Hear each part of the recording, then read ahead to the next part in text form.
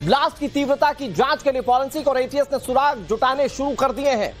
आगे आपको इसकी एक एक डिटेल बताने जा रहे हैं, लेकिन सबसे पहले ये 5 तस्वीरें आपके सामने टीवी स्क्रीन पर। धमाका स्कूटी में हुआ था, जिसका सीसीटीवी फुटेज सामने आ चुका है।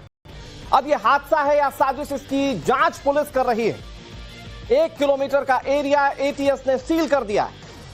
एंटी टेररिज्म स्क्वाड, यानी कि इसको आतंकी एंगल से खंगाला जा रहा है कि कहीं कोई आतंकी साजिश तो नहीं रची गई थी। सर्च ऑपरेशन 1 किलोमीटर के दायरे में चलाया जा रहा है। ये 5 बड़ी तस्वीरें इस वक्त आप टीवी स्क्रीन पर देख रहे हैं।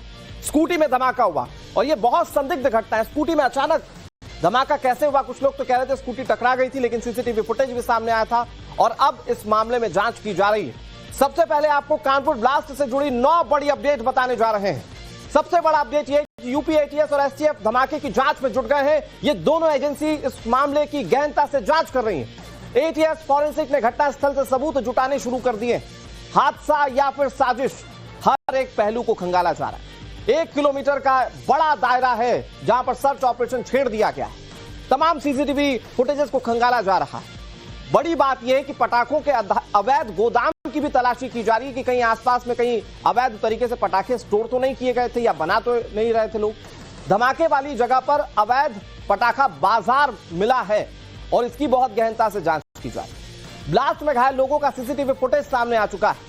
बुधवार शाम 7:15 पर 2 स्कूटियों में धमाका हुआ था, जिसने पूरे कानपुर और उत्तर प्रदेश को हिलाकर रख दिया।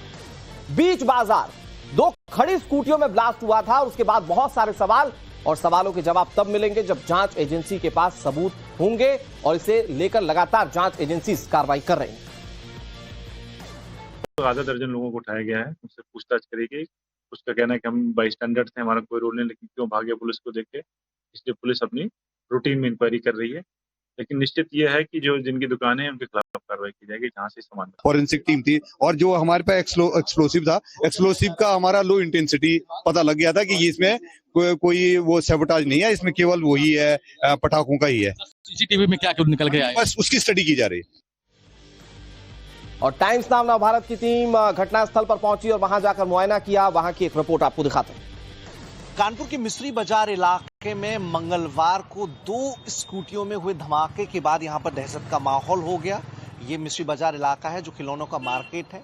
जानकारी ये सामने आई है कि यहां पर जो दुकान के लोग हैं वो पटाखे को स्टॉक में रखते हैं, जिसके बाद स्कूटी में संभावना इस बात की है कि पटाखे रखे हुए थे, जिसके बाद ये धमाका हुआ है। सामने आपको देखेंगे सामान बिखरा पड़ा है। धमाका इतना जबरदस्त था कि जो सामने चबूतरा है वो टूट गया, बिजली का बोर्ड है वो धराशायी हो गया। ऊपर अगर आप देखेंगे तो ऊपर पूरा धमाके के चलते कई दीवारों में चटकन आई है। ऊपर का जो टीन शेड था वो नीचे गिर गया। पुलिस की प्रारंभिक जांच में ये सामने आया है कि ये धमाका पटाखों के चलते हुआ है। हालांकि किसी साजिश की संभावना स्वीकार नहीं किया जा सकता और पुलिस की जांच इस दिशा में भी चल रही है। जो एटीएस की टीम है, यूपी एटीएस की टीम, वो भी कल यहाँ पर पहुंची। देर रात को उसने भी साक्ष्य इकट्ठे किए हैं। बम स्क्वाड की टीम भी यहाँ पहुंची थी। धमाका या तो पटाखों के चलते या लो इंटेंसिटी विस्फोटक के चलते हो सकता है, ये संभावना भी हो सकती है। पुलिस इस दिशा में भी काम कर रही है। मिलिट्री इंटेलिजेंस की टीम भी लगी हुई है। लोकल इंटेलिजेंस भी सक्रिय हो गई, क्योंकि इस इलाके से पास में ही एक मस्जिद भी है, मरकज मस्जिद। तो ऐसे में सारे पहलुओं पे जांच की जा रही है। पुलिस ने देर रात इस पूरे इलाके में जितनी दुकानें हैं वहां की तलाशी भी ली, सर्च ऑपरेशन चलाया। बड़े पैमाने पर पटाखों का स्टॉक बरामद हुआ है। कुछ एक जानकारी ये भी है कि यहाँ पर पेट्रोल बम जैसे चीजें भी मिली हैं जो दीपावली के दिन अक्सर इस्तेमाल होती हैं। उसका अवैध रूप से कारोबार इस पूरे इलाके में किया जाता है।